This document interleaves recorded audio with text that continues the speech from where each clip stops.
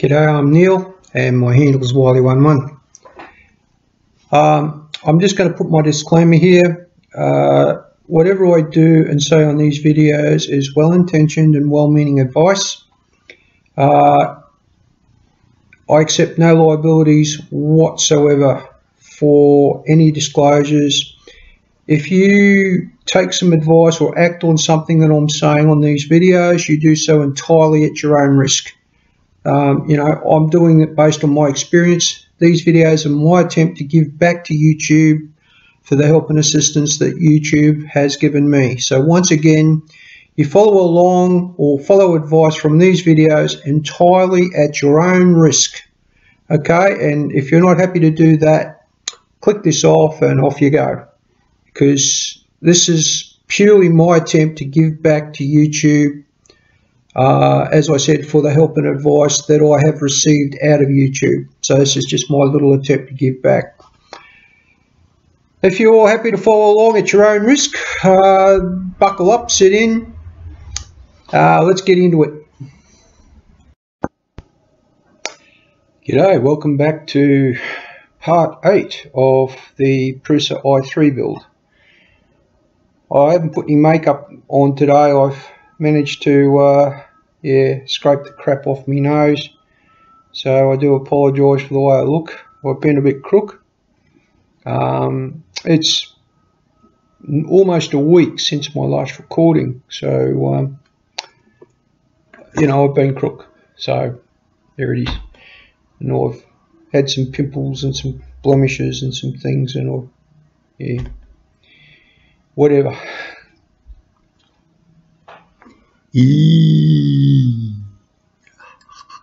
35-cent cuppa. Now the good news about that coffee is that it was on special and I went out and bought another 10 boxes, so I've got my 3 months supply again. Whenever it goes down to $3, I go and buy 10 boxes. So it cost me $30 worth of coffee. But hey, I've got 3 months worth there now, and that's good. One a day. 3 months. Well, 30 times. So I've got 3 boxes, which is 3, 12, 36. So I've got a month's worth of coffee, not 3 months, but 3 weeks. Got a month's worth of coffee. All right, $30. Still cheaper than spending, like you'd spend that a week at a coffee shop. You really would. Okay, probably spend it in a couple of days. I think they're about $7 a coffee now where we live. All right, so this video is part 8 of the Prusa build.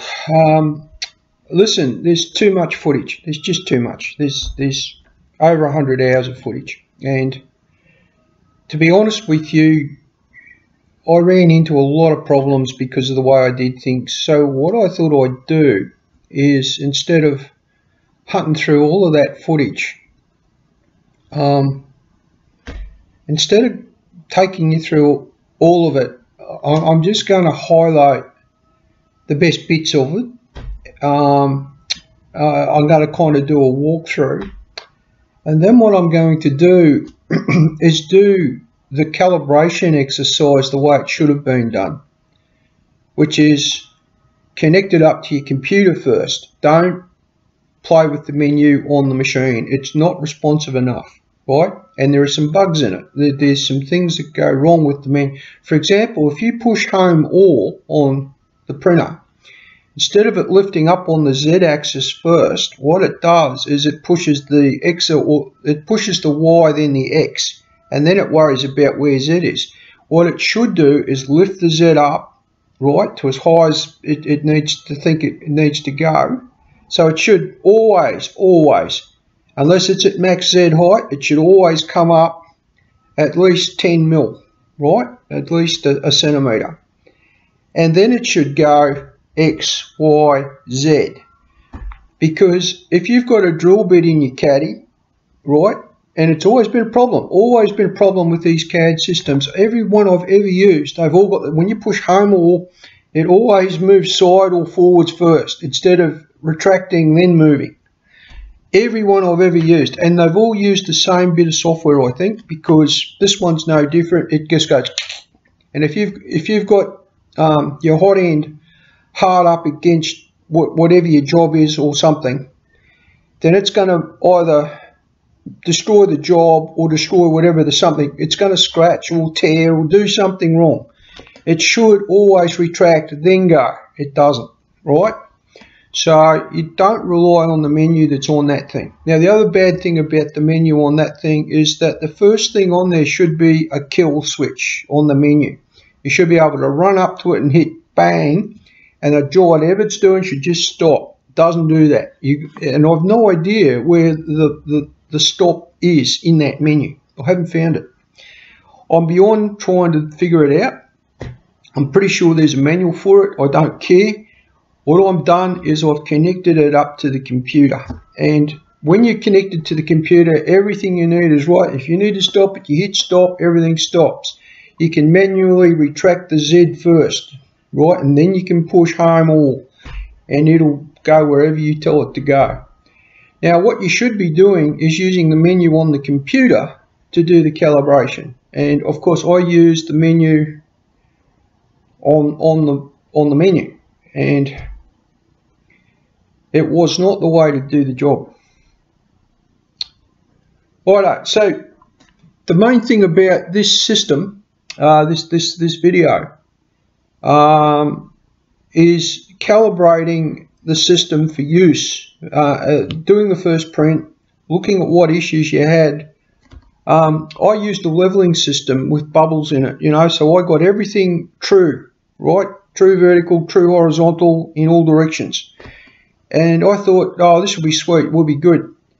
And I ended up with two problems. The first problem was that the Z-axis terminating switch, right, which the system comes down and hits it, it was on a bit of plate. And I think I might have it here. Just give me a sec. I don't. I probably chucked it by now. I don't know what I've done with it. But it was on a mounting plate which was not in any way, shape or form secure enough, because you could tighten it in and then you'd hear crack, crack, and you go, oh crap, that's as tight as I dare take it. And every time the Z comes down hard on it, right, bang, it activates. That switch had a bendy lever in it. It was somewhat flexible, so it wouldn't activate that throw straight away. So that Z would come down and whack on, and it would activate, but it would still be moving however many fractions of a millimeter. And every time it would do so, it would push that whole bracket down a bit more, down, down, down, until what was happening was the thing was crashing into the hotbed. Now, that's not good enough. That's a horrible design thing. And what I did was I changed that. I remade that Z bracket, and I put a screw up its backside hard against the bottom of the bottom chassis, right? So it couldn't possibly get pushed down. Once you adjusted that screw for height, that was as far as that thing was ever going to go down. So that switch, it wouldn't matter if it bent or flexed, it was never going to, once it hit that, it would physically jam anyway. I would prefer the motor to jam, right, to the extruder crashing into the job or crashing into the hotbed. That's the better outcome, you know, from my point of view. And then what I did was I completely replaced the switch. And yeah, I've got one here. So I've got an example of the kind of switch. It's not the exact switch because the switch that was there was broken. But I don't know how well you can see this, but that lever there, see how bendy and flexy that is? So it would come down, it would activate the switch. It would take a microsecond for that to turn the motor. But until then, that would then be pushing into the switch and pushing down into the thing. Now with this switch, as you can see, it's the throw's a lot more beefy, and it's got a quick throw on it. So as soon as that switch activates, bang, you know, it's not like this cheap piece of crap. This has got some beef to it. Right, so when that Z hits it, bang, it's gonna throw straight up. And that's what you need. You need those switches. Now I've still got this kind of switch on the X and Y terminators. and they're not as critical, so I've left them. One day I will go back and redo those brackets and put all switches like this on all of them, because you've got to modify all the brackets to accept these mount points, and I just don't have the time for that. The switches are working on the X and the Y, leave them. If it's working, just leave them. Okay, so we're kind of 10 minutes into this introduction. Again, I'd like you to support my company, nightglowmanufacturing.com. If you can get on there and order the NGEMs. This is what they look like. And they're a glow-in-the-dark marker light. So what happens is they're battery powered, they're not solar, but they've got a really low resolution light, and that glows, and basically all that's there to do is to tell you that there's some obstacle somewhere. So if it's the edge of a pathway, you'll see the lights. It won't impact your night vision, right? It won't attract bugs, it won't attract animals. It's not designed to be bright. It's actually a very dull little light that just marks out the edge of your path, or your rocks, or the set of stairs inside the house at night. You know, old folks, they get up at night, you know, and I'm no different. We're kind of conservative. We don't want to disturb people, so we don't turn lights on. You know, we don't. It's just, you got consideration for folks around you. If every time you switch a light on, someone's going, oh, someone's up, you know, oh, crap. And instinctively, you're like, so when you get up at night, you don't turn the lights on. If you're in a campsite, you know, again, you don't want to put your torch on and disturb other people in the campsite. You just want to get up the pathway to the loo and come back, you know. Well, that's what these do. They'll glow, right, so that you can safely get your way up to wherever the loo is and get yourself back without having disturbed a single soul. And it doesn't destroy you much, because your night vision's pretty good. If there's a bit of moonlight about, you don't need an illuminator. You just need to know where the edge of that pathway is. If there's a freaking cliff on that side of you, you don't want to be walking off the edge of that, right? And if these little marker lights are along that pathway, well, then that's all it needs to be. It's just somewhere to tell you, well, that's the edge. Don't go over there. And that's why I designed them. And there's nothing like them that I've found anywhere. Nothing. Right? There's toys that do it, that glow in the dark, but they're not designed for that. And they glow. They burn through batteries. Now these things, once you put them in, right, depending on how long they're active for, I sort of gauge that they, you know, by rough calculation and measuring and whatnot, I think around about a year. But I think they might go for as long as 3 years, right? They're a set and forget. When you turn them on, that's it. You put them where you want them, turn them on. Now you can seal the back of this. You can make it weather tight. If you want to, you can put silicone and block it onto something and then screw it in, you know, and that'll be weather tight, and that'll go for as long as the battery goes, right? It's a CR2032 battery. Now this is recycled plastic. The boards are recycled aluminium. Here they are, the circuit boards, right? You can see they're recycled aluminium. So this stuff would otherwise have gone into landfill. This is not going into landfill anymore. It's being turned into something that people buy. And so we're an eco manufacturer. We don't put out any pollution when we make these. We've got an electrical plant which is driven from solar. So we've got solar panels driving our processing plant. And we're trying to build, we're trying to expand, we're trying to give local people jobs, and we're even giving disabled people jobs. So, you know, we've got some positions which are suitable for disabled people, which we can give them, you know, a contributing job. Now, you might think these are small things, but but in my thinking, you know, if people adopt my business model of giving back to the community and employing local people and taking out of landfill, which would otherwise have been rubbish, you know what?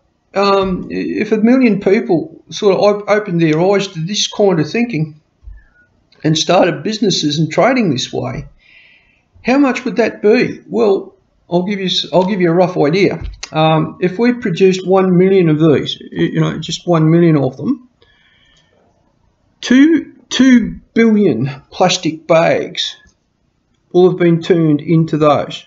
2 billion plastic shopping bags will have been turned into those at 1 million units. You heard me. Aluminium drink cans. I think we put it out. 1 million of these was basically 1 million drink. That's basically one drink can. A little bit more than a drink can, but basically 1 million cans that would have been chucked into landfill are getting turned into this. And in perspective, that's 100,000 tons of aluminium. 100,000 tons. All right. Mind boggles. If you think this way, and this wasn't meant to be a Nightglow manufacturing video, but we're in part 8, guys. Support my company, nightglowmanufacturing.com. We're 15 minutes into this introduction. This is going to be a long video, so we're probably going to run it for just over an hour and a half. I'm 15 minutes into the introduction. Let's get on with it. Stay tuned. I'll clean my ear. Scratch me nose, clean my ear. Coffee. If you were wondering, I'm actually at my kitchen table. This is my workspace for my company at the moment. We're trying to get enough money together to get into premises, and I've got people that are doing jobs that are doing piecework for me. They're working from their garages, but they're local people that need money, and I'm giving them money. So this is what I'm saying. By supporting nightglowmanufacturing.com, you're helping all of that, and you're helping me to keep posting these videos. Righto, so what we're going to get on with first is we've now dealt with all the wiring and the switches. We had a problem with the feeder, and I think that what we'll deal with first is that problem with the PLA feeder. It was jammed, and it was a simple solution in the end, but it took time to find that and to work out what was wrong. So we're going to go through some videos about the PLA feeder, and I think I'm calling it the extruder feeder or something like that, but it's the same thing. It's it's the motor that drives the material through into the extruder, and it was completely jammed up, and it took me a while to figure it out, and it was evident. Even looking back on the footage, knowing what the problem was, you could see it quite clearly. What the problem was, but when you didn't know, it wasn't as clear as it should have been. Okay, we're just going to get on with that. So once we fixed that issue, and that was our first print, what we were doing was we were running on that red protective cover over the hotbed. This was where I discovered the problem with the stock print job, because what I was getting was no material coming through the extruder, and the extruder was pressing hard against the bed, and I'd wondered what had shifted my Z-axis. So that'll be part 2 of this video, is the fix for the Z-axis thing. But what that did was it destroyed the protective layer and scratched up my hotbed, and by using the menu, it was the menu that did it. It was using that menu, and if I'd had it connected to the computer, I wouldn't have had an issue.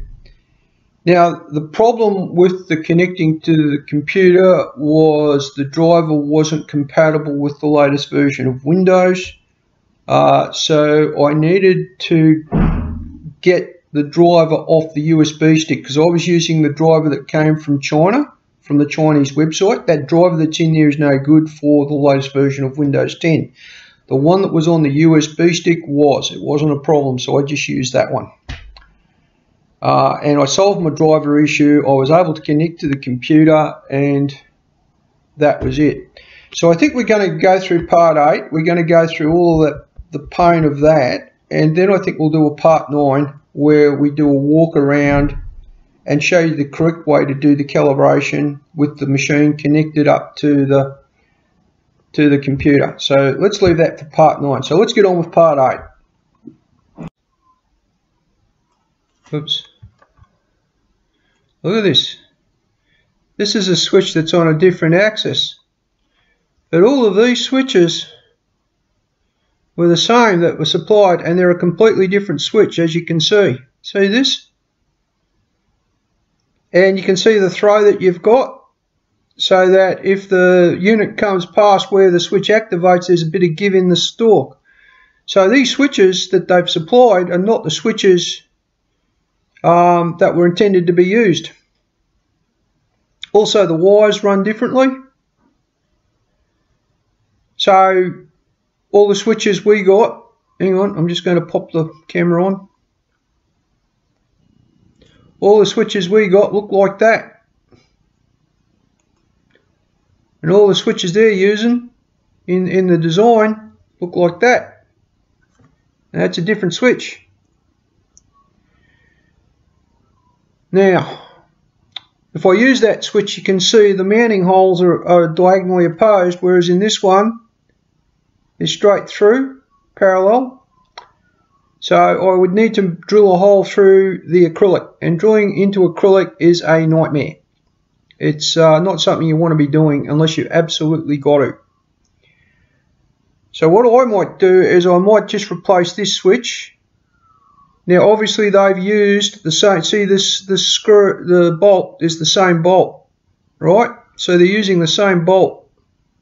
They haven't changed it out. I don't know what length of bolt, but that's what they're using. So I'm a little bit lost at the moment. I'm going to go up the electronics place. It's going to cost me $10 for that probably, but it's going to cost what it's going to cost, and I have to buy one. So I've got yet another run up to the shops.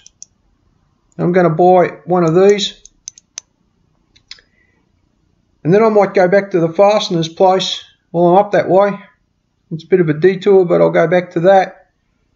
And Susie got like a 2.5 or a 2mm bolt that'll go through that with a nut. Now I can already tell you what the answer to that is. He doesn't have them. He doesn't carry them that small. The smallest he carries is M3. So I've got to make some decisions. I don't think I should hold the build up for a switch. I can always come back to a switch. Okay, I think I'm going to just move past this, and I'll come back to these switches, and I'll make some decisions at the end of the build. So we've spent enough time. We spent nearly 3.5 hours fiddling with, testing, making sure these switches work, getting the cables so that they're actually sealed cables and they're not going to get covered in dust and crap and get into these contact points. Only to find out they're a different switch to the original design. Here's the correct switch here. And I think too that if we do use these, we've got the ability to bend this to increase the throw. So that'll come in, and we've still got 1/8 of an inch of throw. And I think we're going to do that, because we want more throw on that as they've got it here. See, they've got extra throw here. And if that motor gets reamed down hard on the switch and keeps going, it'll go past that area, that axis. Now, the other thing I'm a bit concerned about is I've only got 3 switches, and there are definitely more than 3 points.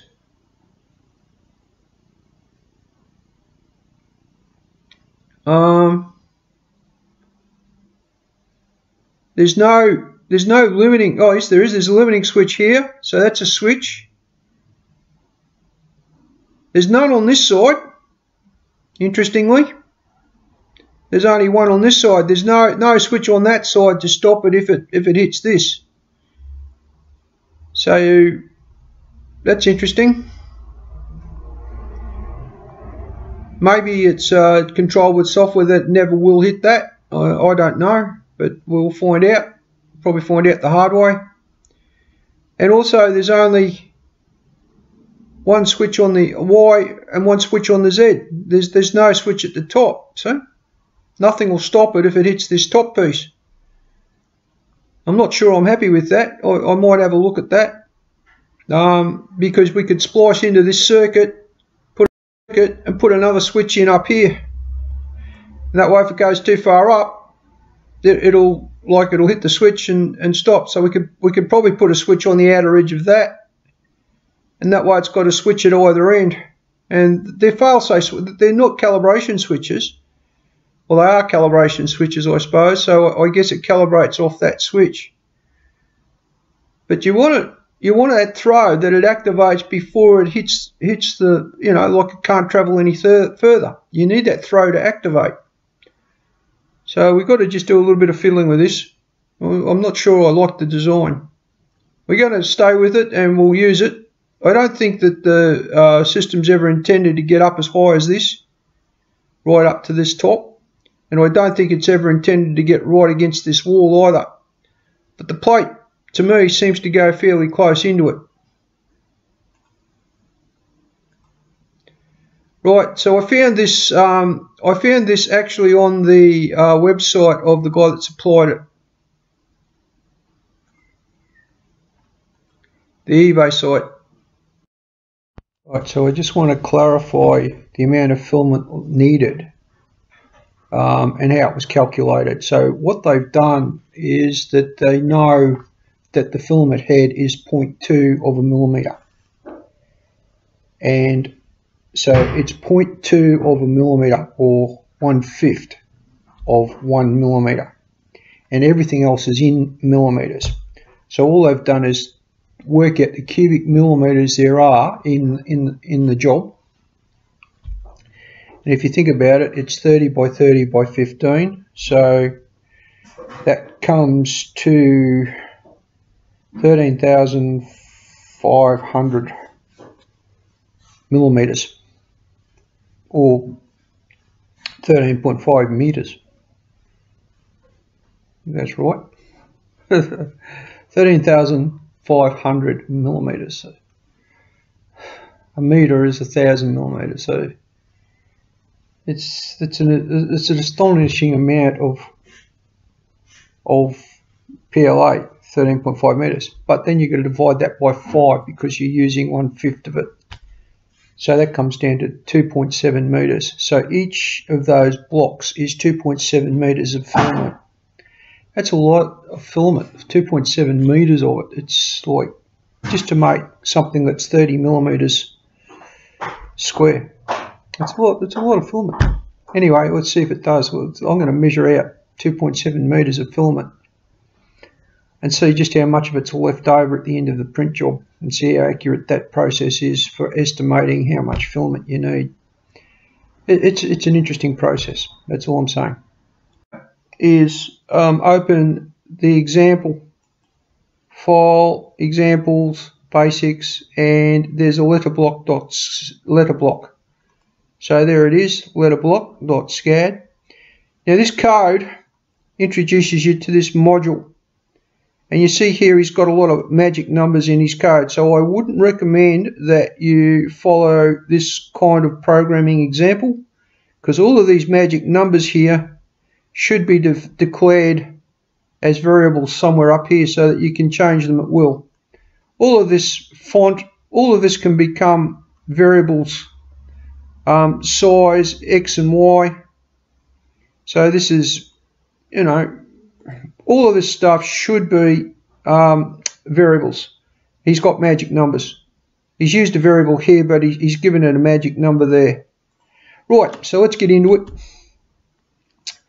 What you've got to do with this first is you've got to render your object. So to draw the preview, you hit this button here, preview, which is F5. You can render it out, which is F6. This is the Windows version, guys, so this is what I'm using. So I'm going to do a render. Rendering is all finished, as you can see, 48 facets, whatever. And now what we're going to do is we're going to develop the STL, which is F7. And I'm going to put this somewhere where I can find it. For the moment, I'm just going to chuck it on the desktop.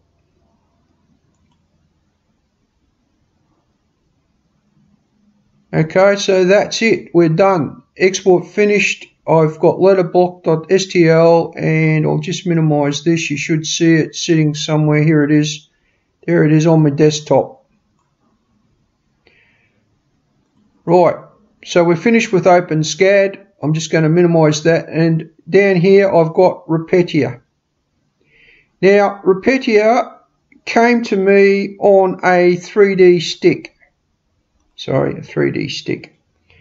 I got it on a data stick, but I also got given a link somewhere, and I'll find that and give it to you so that you can download Repetia and all of the stuff. It came with the Tronxy i3. Here's my stick that I got. I got it with, when I bought the printer kit, it came on a USB stick, and that's what I decided to use. It was free. I double checked the licensing online. It's free. So I've installed it in Windows, and I'm working in Windows 10. So here's my Repetia. I've got 2 minutes to do this real quick, so I want to load my file in. Here you would connect to your printer. I'm not connected to my printer yet, so I'll do that when I've got time.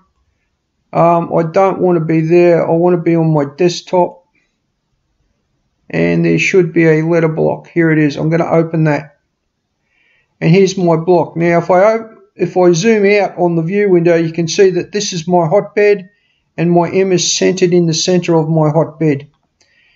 What I can do here is I can copy, and I can make copies of it. So I can, I don't know, let's do a couple. Let's do 4 of them. Right, so I've created 4 copies of the letter. Let's copy another one.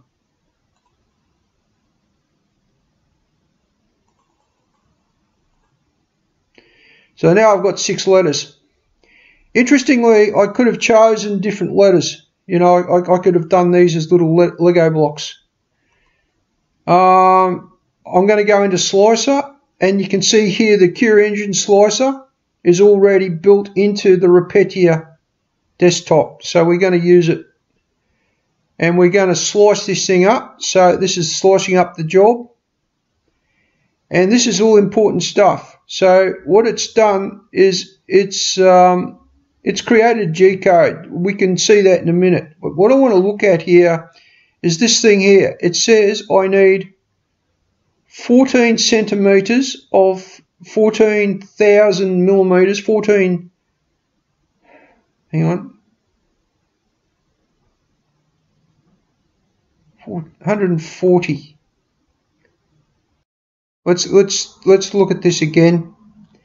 It says I need 1.4 meters. No, it says I need 14 meters.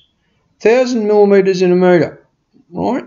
So it says I need 14 meters of filament to do this job. I don't know why it would need that much. I mean, that's a hell of a lot of filament. 14 meters is a hell of a lot. So let's go back to Slicer.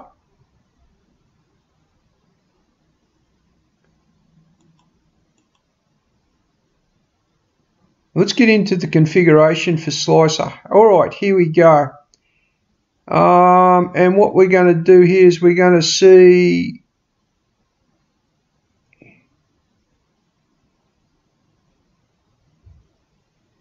the infill is at 60%.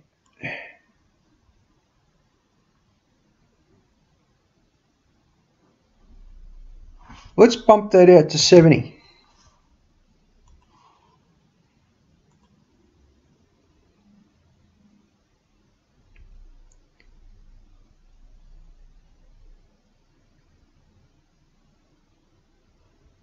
And let's put this at 120 millimeters per second. Now before I want to save this as, oh shit, can't control Z. What was it? This was 100 and this was 60. I killed it. Right, I want to save that back into default. Let's save as testing.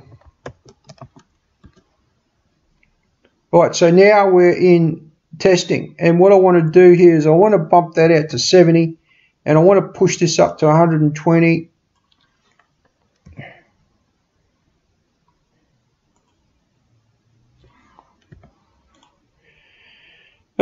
Skin infill 30. I'm happy with it, a bit rough. I'm going to push that out to 40 and 60.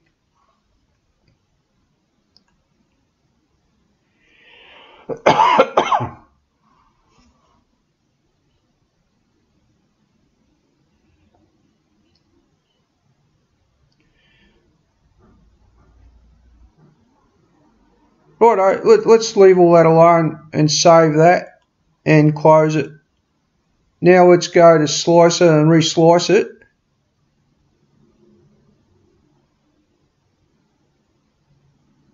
And we saved about 220 centimeters.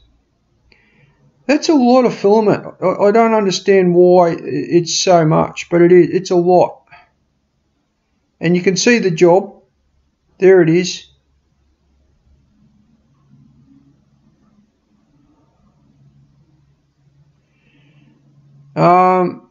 Alright, I'm going to go back a bit further. I'm going to go back to object placement. I'm going to delete 2 of those. Let's delete 3 of them.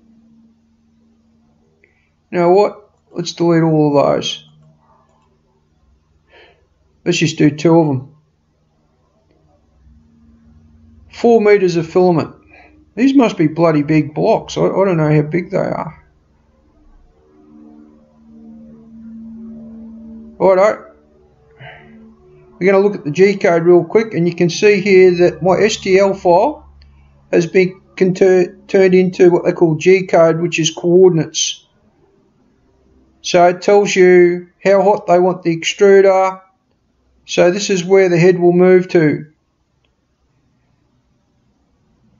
X and Y coordinate, and what the extruder temperature is expected to be when you get there.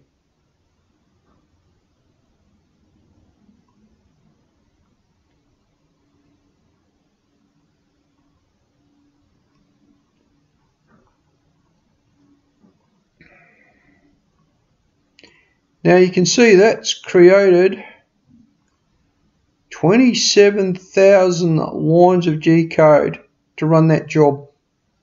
That's not bad. You can actually jump in here and change things if you want to. I don't bother, but you can. Right. So we can close that editor.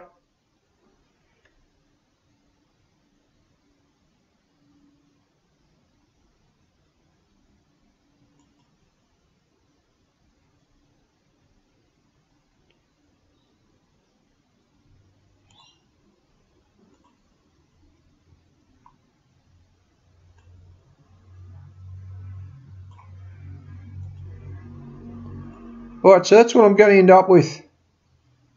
So it's going to look. Right, so that's a rendering based on the fact that I changed the skins and the infills and etc, etc. So, you know, it's going to work. You're going to get something. It's going to print out somewhere in the center of the bed. It's not going to be off the edges. So one would hope that we'll be able to calibrate the printer and hit the go button.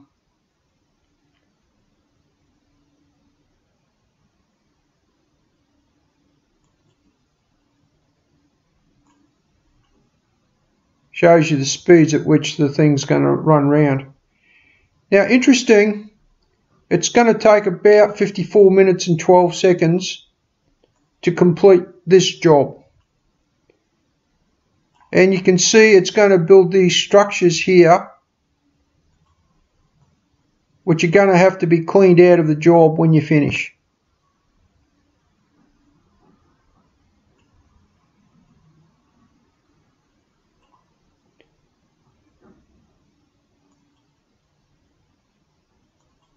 You can build this up layer by layer.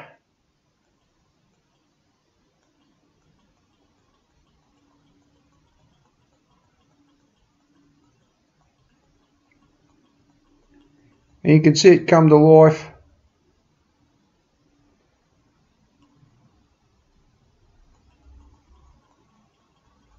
Layer by layer.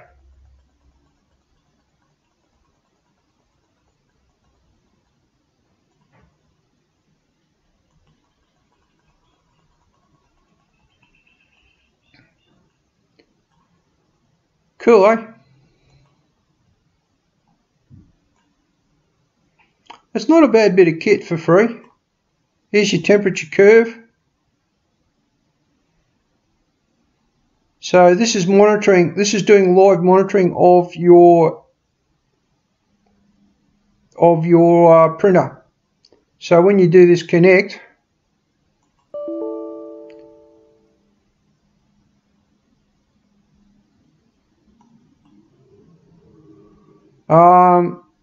it wants you to tell it all sorts of things, so that you can, oh look, you got multiple language printer settings. We can go there. Printer. Cool. Auto detect. I'm quite happy to leave all of this alone. I think this is a pretty good bit of kit for free. It's a very good bit of kit, and we'll be able to run it. And it was effortless to install this. So here's your printer settings there. Here's easy mode. Right, okay, so that's just enabling or disabling those. There's an emergency stop here, so you can cut power to the printer here. So you can go, hey, stop. So there is an emergency here, which is good. It's good to have. Tells you down here, connection error. That's not bad. I'm happy with that. That's a good bit of kit for free. That's an excellent bit of kit. Alright, we're done. We're going to move on. Yeah, I'm just having issues with the wiring. I found where this fan is meant to go. It's meant to go at the front of the extruder caddy. But what I can't see up there are any mounting points for it. So while it says put them in there, it doesn't appear to have given us any way of actually mounting them on there. I do note though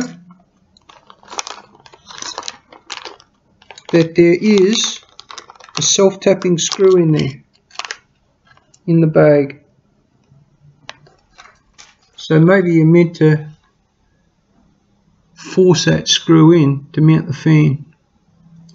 I really don't like the thought of any of that, so I'm going to think about that before I do anything with it. There's been a few parts to this build, you know, now that we're in the home stretch with it, that have really got me, that have really caught me out. Things like mounting the 12 volt wires into the control board. Well, yeah, okay, you can do it fairly easily if the board's out. But once the board's in situ, unscrewing screws and pushing wires in and then screwing them back in is fraught with danger. So you really need to mount all of your 12 volt wires first before you mount your board. Now what I did was I put the board on and started running wires, and now I've got to take the board off again and mount those 12 volt things and put my 30 amp fuse system in the middle. So that's all got to get done. So that's really where the build's up to. It's pretty much in its final stage, pretty much. There's a bunch of wires running in all directions at the moment at the back, so everything needs to be tight. And also, I've chosen to run my wires a little bit differently to the way that's shown in the pictures. And the reason for that is that I don't like I just don't like the way things are being done at the moment with this other build. Unless there's some way of holding those wires proud of all those drive shafts, which there probably is, and I'll have a think about it. So when the wires come down, they're not going anywhere near the drive shaft. So yeah, then you could run it right up and over the top. I won't have any problem with that. There's enough wire. There's more than enough wire, but it means everything's got to get unplugged and rerouted again. So I'm going to have a think about it. You know, we're not going bull at a gate. We're just going to have a think about things. The other thing you've got to be conscious of is that the PLA comes in from the top as well. So you've got to find a way of running that that material, that it's coming up and it won't be impeded by the operation. You know, it's got a free flow of material into the extruder. I'm really struggling to finish. We're at Friday afternoon, which was supposed to be the final thing. I'm kind of there. I haven't got it working, but all I've got left to do is to figure out the wiring. And I'm over it. I've had 3 days of fiddling and fighting, like, and I mean fighting. This final stretch, this machine's fought me every step of the way, and I've had to work some things out. I had to completely reassemble the control box at the top. That cost me, you know, almost a full day of re-engineering the way that all sat together and did things. Wonderfully, they've provided enough hardware that you can change your mind and do things a bit differently. But it's not apparent what hardware to use and where. That's the first thing. And the second thing is, you know, when you come to things like this fan here, and they give you the fan, and then they expect you to, you know, there's a self-tapping screw there, and obviously you're meant to put the fan together with the self-tapping screw, but what the hell is it supposed to mount into, you know? Like, I don't like the idea of self-tapping screws. I prefer to see some kind of a receptacle or bracket for that fan. And that might be something that we'll 3D print and put on there, and then we'll mount it to the bracket.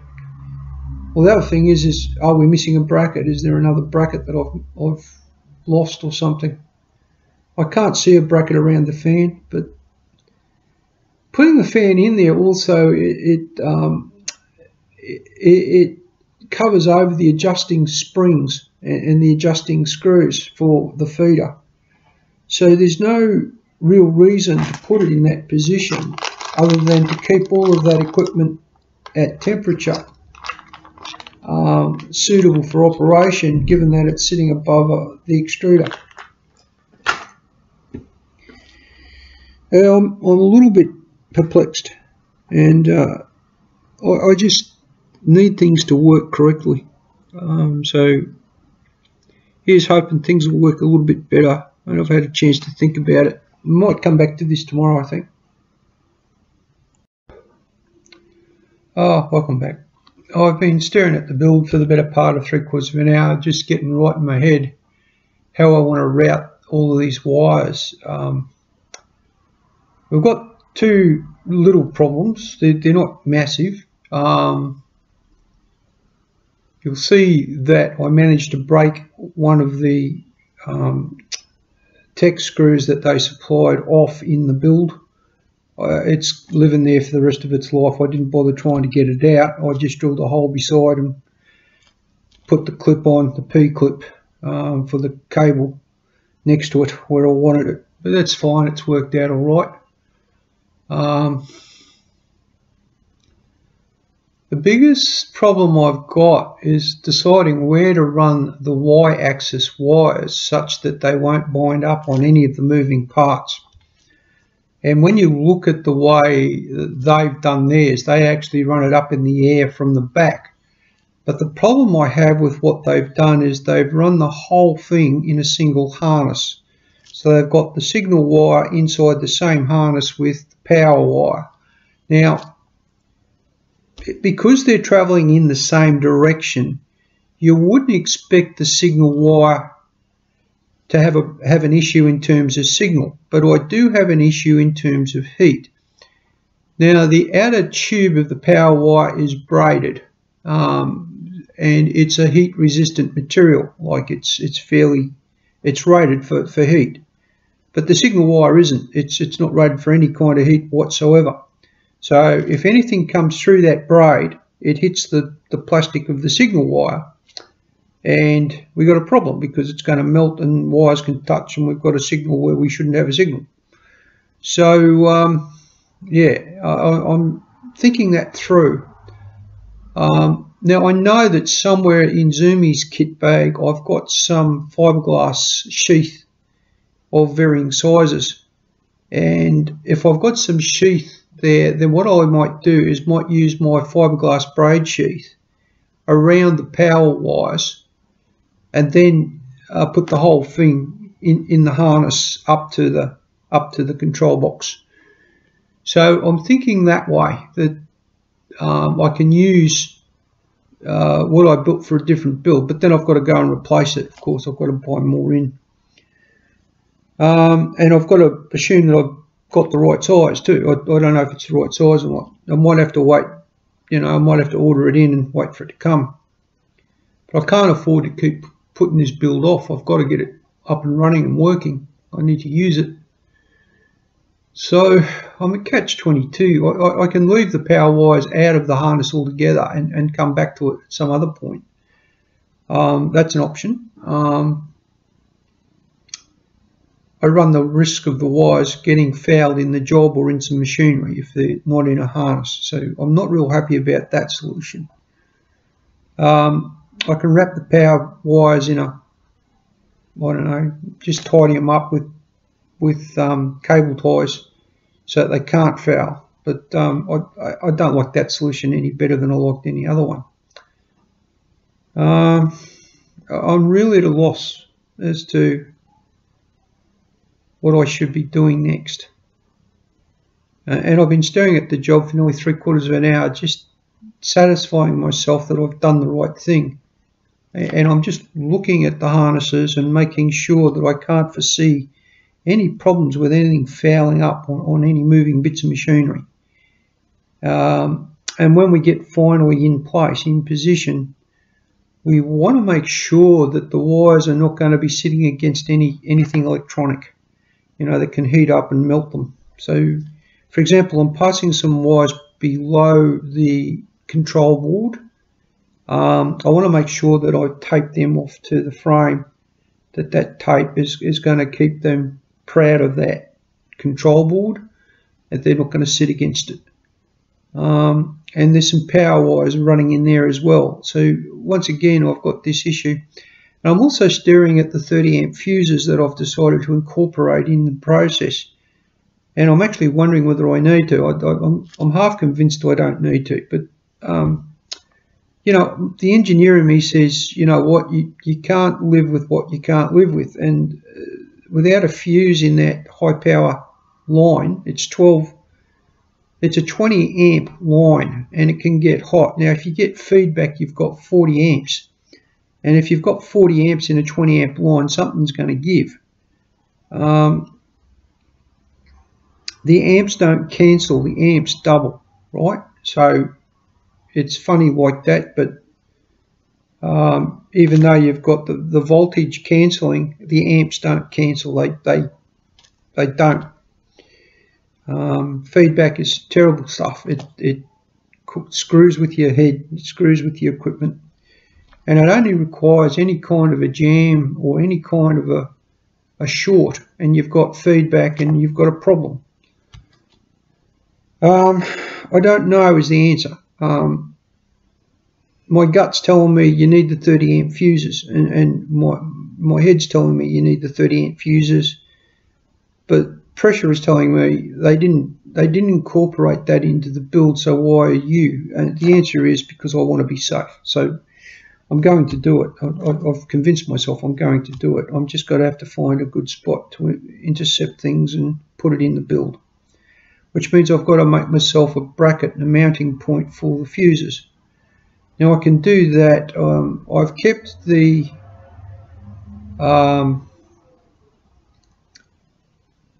kept the bits and pieces from when I pulled all the old videotapes, you know, all the little sprockets and screws and springs and things that were in the video cassettes. When I ripped them up and shredded them and whatever, I kept all the innards, and there's little springs and there's bits of beautifully anodized steel that you could use for this job.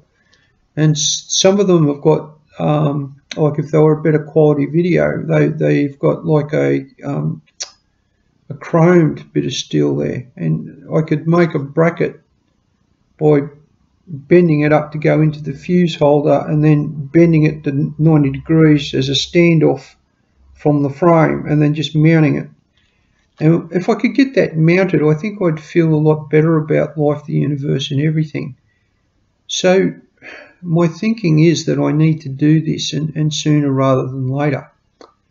To do it, you've got to shrink the corner, and I don't have a shrinker, but I do have something that's just as good. I've got a pair of multi-grips which I'm going to use, and maybe someone will find that interesting, I don't know. But essentially what I'm going to do is compress the metal as I bend it.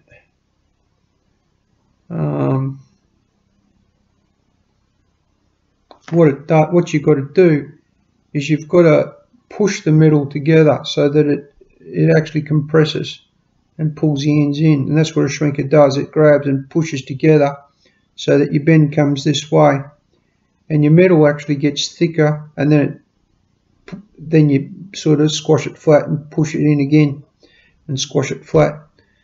So you can certainly do it without the shrinker, without the machine, but you just mimic the process with what you got. And I haven't got a hell of a lot here, unfortunately. I've got plenty of tools, but I haven't got anywhere to set up to use that kind of equipment. Okay, well, I've been rabbiting on for nearly 8 minutes, but these are the issues at the end of the build. I wanted to get to the point for Monday where I'm using this machine, and we're at Saturday, and we're a day over where I wanted to be on Friday night, which was finished Friday night. We only had the wiring, you know, to wire it in, and this is where we're hitting these issues of the wrong wire too. The X-axis switch stop has a much longer wire, and I used it in the wrong place, so I had to pull the wires off and move that wire and then pull the other wires off and move that. Luckily I realised it before I put everything in harnesses, because I was actually test running wires around the place to make sure I was going to reach where I needed to reach, and that's when I realised I had that problem. So you've got to pay close attention to your job. You know, like when you're feeling your way through it, you've got to think it through and don't be in a rush. And this is why I've sat there for 3/4 of an hour and looked at the job. I can see also that my 240 volt lead needs a P-clip on it, and there's just nowhere to mount it, literally nowhere. And what I wanted to do was come off of one of the bolts, but it's structural and on the frame, and the P-clip's plastic, and you don't want a structural bolt going through a bit of plastic, so you're going to have a metal P-clip for it. And the other thing you don't want is a metal P-clip around a 240 volt cable, so what you've got to do is make a metal standoff and then the plastic P-clip. I'll be quite happy for that structural bolt to go through a metal standoff and then the P-clip on the other end of the metal to hold the cable. So I'm going to make that as well while I'm doing a bit of metal work. So they're the two things I need to get made. I need to do those today. I can use Sunday to tidy up the wiring. Everything's wired into the board. I've got everything plugged in, apart from the high power, the 20 amp 12 volt stuff. and I haven't wired that in specifically because I want to run that fuse box and I want to sheath those wires in the fiberglass. So the two jobs are make the metal bits for your standoff bracket and your fuse holder. So you want to make those two metal pieces and make the, or find the braid, you know, for the high power, the 20 amp stuff. So that's it, that's the jobs. The reason I'm feeling a bit shitty is I haven't had my beautiful treat to myself cup of coffee yet. It's a 50-cent cup of coffee this week. So I'm going to have a crack at that. And then what? Well, after coffee, I think I'll have a go at the metalwork first and get those brackets made so that I can mount them on the job. And once they're all made and mounted on the job, run the wiring through to where it needs to be, and then see where we are with a little test. So we should be ready to test on Sunday afternoon. And I'm still on top of where I need to be for Monday. I've got a meeting Monday morning, and then Monday afternoon I should be using this thing to produce prototypes. Because I've got everything else put together. I've got even to the point of making this thing, the bracket to hold your PLA spool. It's all made up, ready to go. Everything's made, apart from the metal bits that I need to get done today. And I'm literally going to be using vice clamps, you know, the metal lockjaw pliers or vice grips. And that's what I've got here. I haven't got a bench vise. I haven't got any of that stuff that would be really useful for making these brackets. A mate of mine's got it, but you know, I'm not going to go and put pressure on him. I'm just going to sit here and fiddle with what I need to fiddle with and get things finished. Alright, so let's get into it. Stop mucking around. First job is coffee, find the bits, get into it. Righto. Hey everyone, welcome back. I don't know what I can do to fix this glary light situation. Yeah, maybe, don't know. 3D printer build. Yeah. Build is that far from being complete, and it looks like it might as well be this far. I've just confused the living bejesus out of myself with where I got up to and what I'm trying to achieve. I've changed the manufacturer's design. Let's put that out there. I've changed the manufacturer's design for the wiring.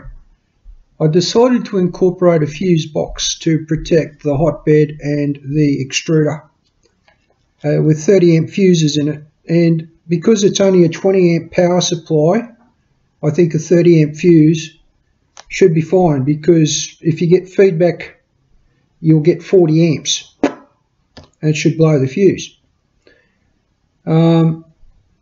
Yeah, because it's 20 amps of output and there's a hotbed and an extruder, they should be sharing about 10 amps each, unless they've done something clever with the amps in the circuitry, which I'm not going to even bother looking into. But what I am going to do is put an ammeter. I've got this clippy thing which you can just see hanging up over there. So I'll put that over the cord, and we'll look at how many amps the system draws and just make sure that 30 amps is fine. So we're going to do that. It might be too high. We might have to drop it down to 20 amps. Because if each one of those is 10 amps, then you're never going to hit 30 amps. You're going to hit a maximum of 20.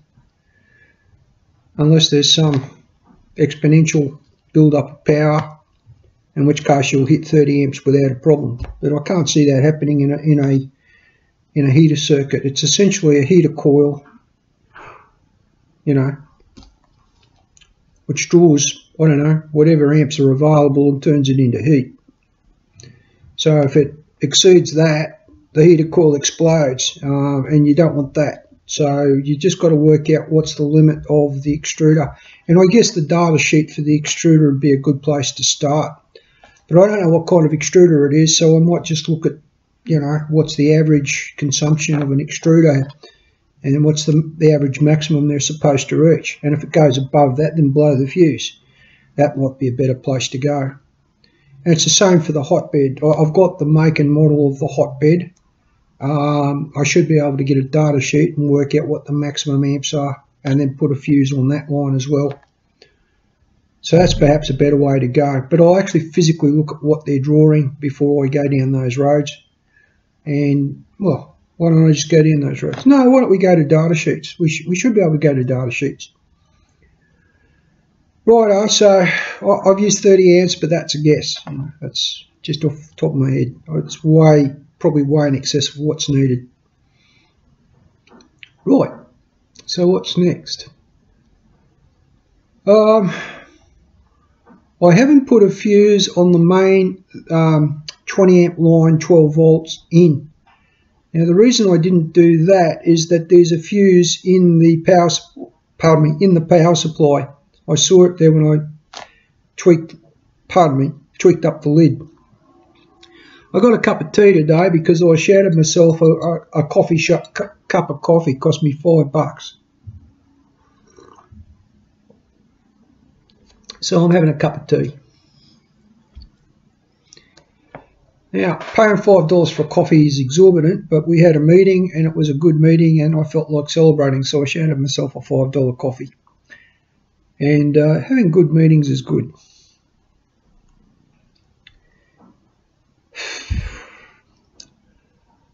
I wanted this working today. We've missed the deadline for having it working. It transpires that it's not critical to my thinking because I always set deadlines kind of a week ahead of when I actually need a deadline. So I've got a little bit of wiggle room to get that working the way I want it. It does work. You know, the motors work and everything kind of works the way it needs to. It's just that nothing works the way it's intended to work in terms of being used with software. And that's the bit that I've still got to sort out. So I can plug it all together and get things working. That's not a concern. But it is a concern that there are too many things that aren't installed that need to be there, such as a cutout switch, which I'll actually wire into circuit and then get an electrician to sign off and tag it before I start using it. So it needs to get tagged by a licensed electrician, so that needs to occur this week, and everything else just needs to be tested. Now that said, I have a 12 volt power supply over here, so given that that's a 12 volt output at 20 amps, that's way under power because the maximum that can go to is, I think, about 10 amps, that power supply. But I do have a 12 volt car battery which will output 20 amps. So I can just wire it directly to the battery with a switch and then it'll supply power until I get the power supply sorted. So there are ways around the problem is what I'm telling you. I don't want to use a way around. I want to do it the way it's intended to be used in a safe manner. So let's get to that position. Let's get to that position where everything is safe and it's easy to use. And I prefer to reach that, and I've set the deadline back to this Friday because I've still got to get an electrician to sign that off. Right, it's 12 volts, so I'm not concerned about the 12 volts. I am concerned about the 240 volt power supply that I'm adding a switch to, a cutout switch. By installing the cutout switch, the unit will be safer, but it also voids anything the manufacturer has done because they never put it in there. So it's not safe for Australian manufacturing standards because it has no safety switch. And I need that in there. So I'm going to get that happening. Okay, what's next? I think I'm going to leave the build at this point. I'm just not going to be working any further until I've organised the electrician and everything is safe. I think that's a good point to leave the build. So we're going to end the electrical wiring at this point, and then we're going to do an epilogue episode where we will review all of the gotchas, everything that got me in the build. And if all you want to do is know what to look for when you're assembling your own kit, then that'll be just a piecing together of every gotcha I had during the build, and perhaps you'll skip straight to that in the series and just look at the gotchas. So I'm going to end this video. I want you to make good decisions and do good things. I want you to keep on swinging at it, whatever the project is. Don't give up on it. If it's a worthwhile project, stay in there. If it's anything like me, you're copping all sorts of flack and opposition to what you're trying to achieve. I'm getting that. You're not Robinson Crusoe. Keep swinging. Good decisions, good things. Thank you for tuning in. Subscribe, like, comment. You know, share this around. Make sure people understand that we've got a worthwhile goal. And I'll catch you guys at the next one. And don't forget to support nightglowmanufacturing.com. Thank you. I swap cameras again. So what I'll be using is this switch on the Z axis, and it's a robust. That's going to go click, click.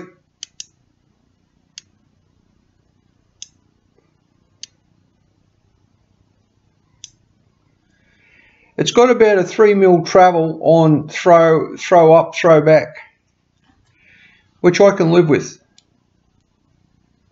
because that's nearly a 6mm travel on this one.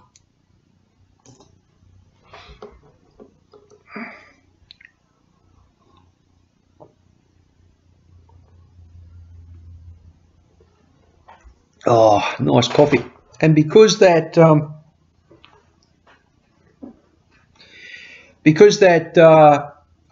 flexes, that 6mm is not always 6mm. It's something a bit different every time. There is a little bit of flex in this, but nowhere near the amount of flex as the other one. That to me is much more robust. So that's the switch we're going to be using. I've got to change some wiring. I've got to change some stuff around, and we're going to get back into this. Now the idea is that we'll calibrate this Z-axis so that the 3D print will happen hopefully this afternoon. Everything else I'm leaving exactly the same. I don't have the time to muck around with these other switches. I think at some point I will change them out. I know that the X-axis switch needs changing out. I've got to come up with some better method for, you know, like it's got to activate the switch before it runs off the edge of the pad. Because right now it runs completely amok. It goes all the way over and doesn't activate anything. So I'll just screw a little bracket or something onto the top to activate the switch at the correct point to stop the extruder from going off the edge of the world. Righto. By the by, that's a really bad design flaw in the design. I'd have put the terminator on the bracket, not on the caddy, because what happens if I change the caddy? How do I change the switch? You know, what happens if I move that caddy out of the road and put a completely different caddy in place?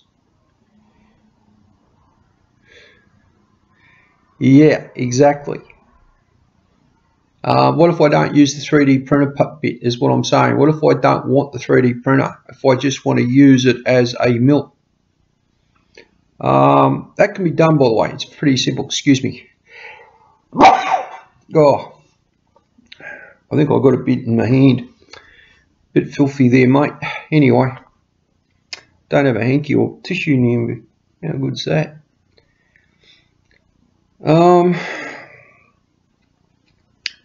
I'm sitting here staring at the screen because I'm procrastinating the job. I don't want to really get all the tools out to cut this acrylic, but I've got no option. I've got to get it done today.